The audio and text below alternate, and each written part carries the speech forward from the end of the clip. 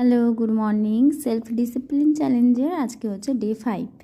আজকেও সকাল থেকে ভারী বৃষ্টি হচ্ছিল, তাই বাড়িতেই আমি ওয়ার্কআউট করে নিয়েছিলাম।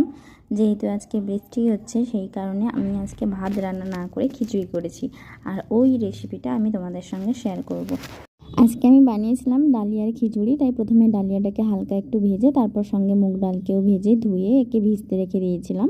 আর মশলার জন্য নিয়েছিলাম শুকনো লঙ্কা, জিরে আর জোয়ান।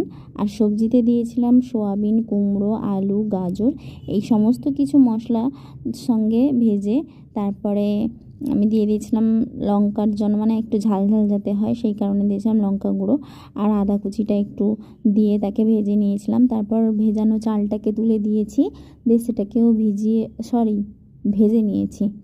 কথা বলতে বলতে আমি ভুলেই যাচ্ছি। তারপর এটা তৈরি হয়ে গেছে। আর মিষ্টির জন্য আমি দিয়েছিলাম একটু বাতাসা আর গরম মশলা দিয়ে এটাকে নামিয়ে নিয়েছি।